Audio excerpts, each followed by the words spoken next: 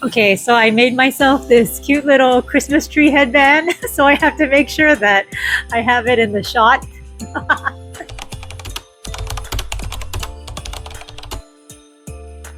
Hi, my name is Moana, and this is my reading buddy Spike. And I am a reading and writing lover who disliked English class as both a student and a teacher, and I am now documenting my journey of rediscovering my love for words.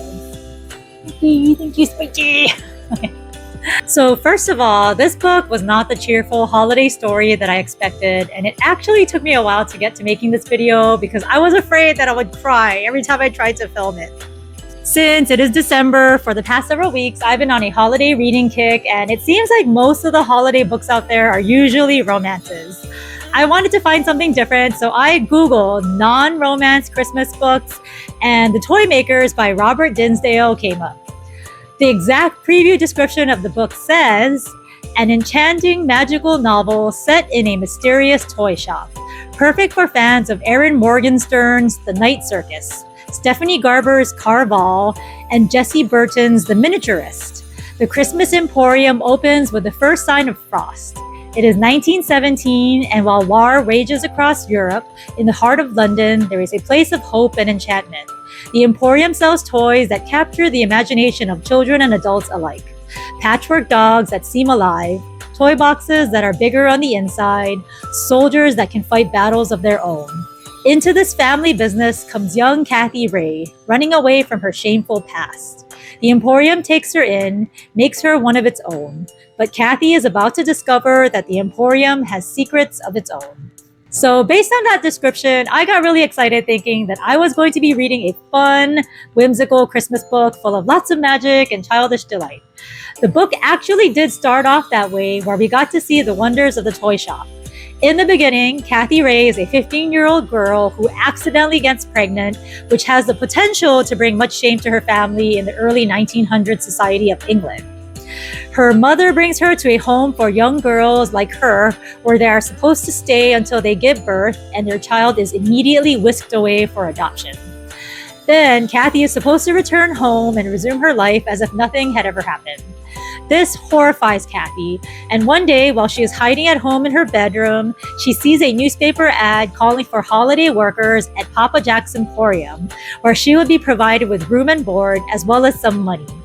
When she gets there, she is dazzled to see toys that seem like they are made of magic, such as trees made out of paper that grow instantly when unboxed, as well as toy birds that fly around on their own when wound. Kathy is able to hide her pregnancy at first, but eventually is found out by Papa Jack's oldest son, Casper. The youngest son, Emil, also suspects something as well and knows that Kathy won't have anywhere to go once it is time for the toy shop to close at the end of the winter season. So without her knowing, he tries to help her by extending the selling season as long as he can. The shop does eventually close down with the arrival of spring, and all of the workers leave, but Casper stops her, explaining that he knows that she's pregnant and he promises to help and protect her. He takes her to what looks like a mini house on the outside, but like so many of the toys in the Emporium, is actually a spacious home once you get inside. The home is soundproof, and Casper has stocked it with food and supplies that Kathy and her baby might need, so he convinces her to stay there where she can have her baby and he would help her. At this point in the story, I was still quite excited because we're seeing that even though Kathy's situation isn't ideal, she's getting the chance to live in a magical toy shop, and for some people, this could be a dream come true. The novel spans several decades, showing how the magic of the Emporium endures even as the world changes around it. Sometime in the middle of the book, World War I breaks out, and the story is particularly poignant in how it contrasts the wonder and innocence of toys with the harsh reality of war and family conflict. From this point on, I'm going to discuss the story further with spoilers, so if you don't want to hear them, then you can stop watching this video now. This section is for you if you already read the book and want to hear an in-depth discussion on it.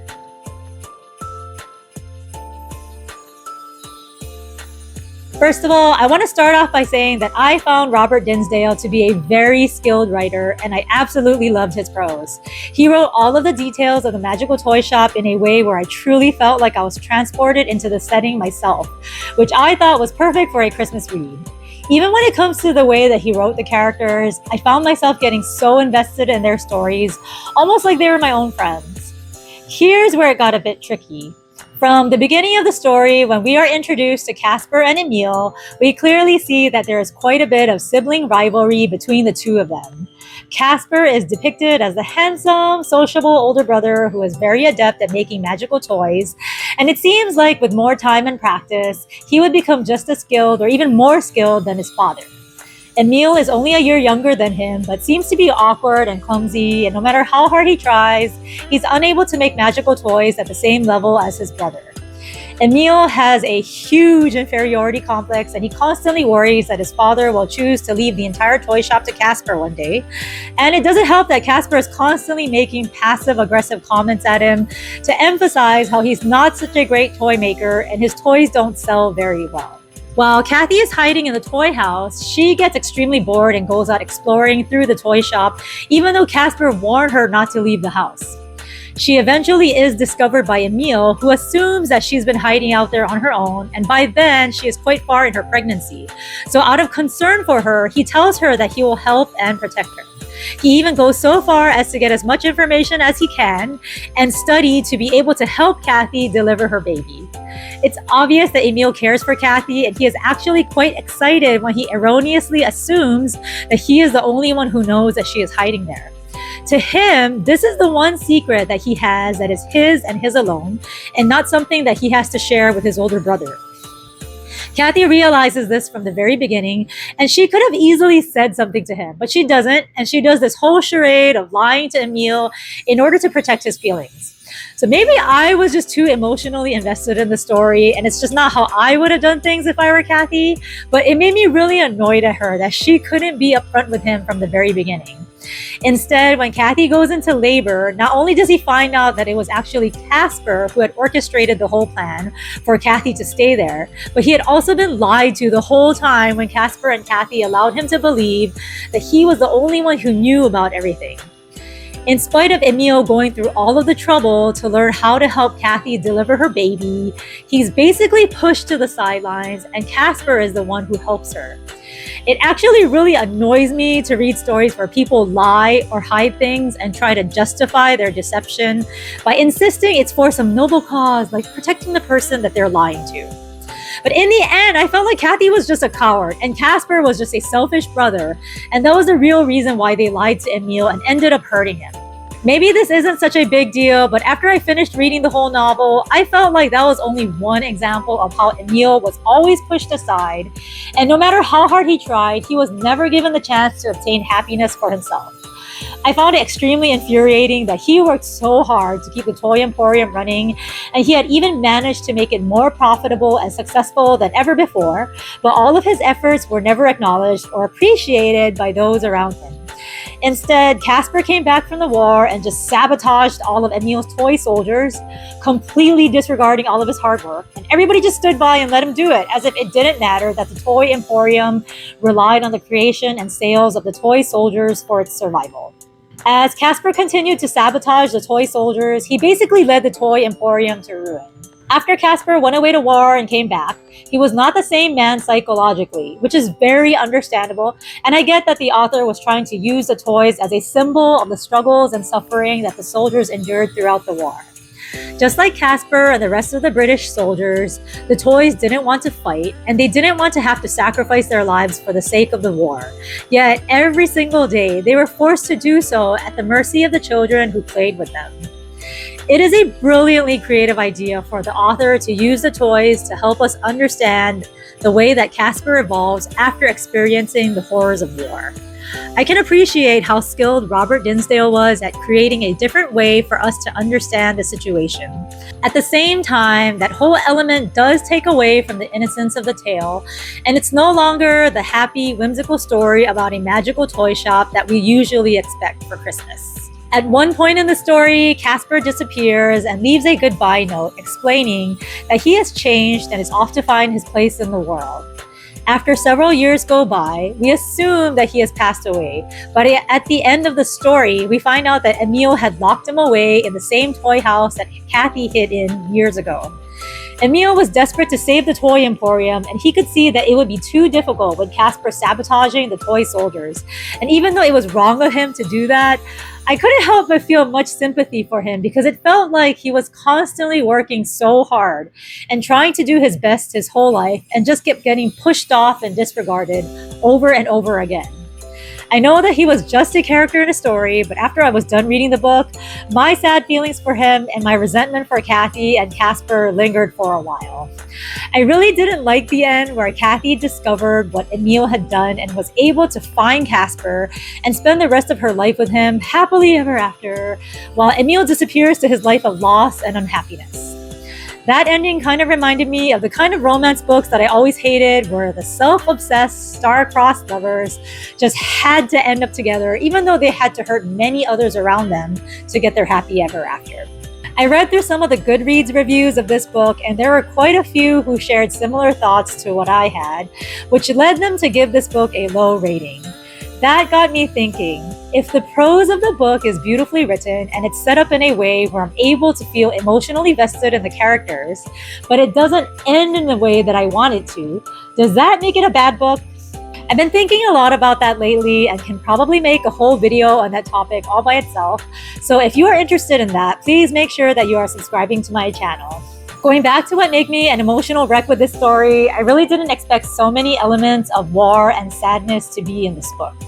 The first glimpse that we see is when Papa Jack discovers that Kathy has been hiding in the toy emporium, and he allows her to stay with her child after giving birth. He presents her with a toy that magically allows her to immerse herself in his past, where she can see how he became a magical toy maker. It started off in Russia when he was taken prisoner, and as a carpenter, he was able to piece together little toys out of pine cones and sticks that he found around him. Along with other prisoners, he was forced to endure unbearable conditions, but his toy making evolved into something very meaningful, where the other soldiers would take them from him and treasure them because they reminded them of the innocence and happiness they had playing with toys as children. This made me think a lot about the cruelties of war and how every person has the potential to bring so much suffering to others. At the same time, the same people also have another side to them, one of childlike innocence and joy, and it's the toys that remind them of the existence of that better side. So really what we're seeing is that people aren't just completely bad or completely good. We have both sides within all of us, and in this particular story, toys aren't just toys. They're a stimulus to bring out that positive side. War and violence is presented to us again later in the story when Casper goes off to fight on behalf of England in World War I. The suffering that he witnesses and endures is so intense that it eventually completely transforms him, where he can no longer speak.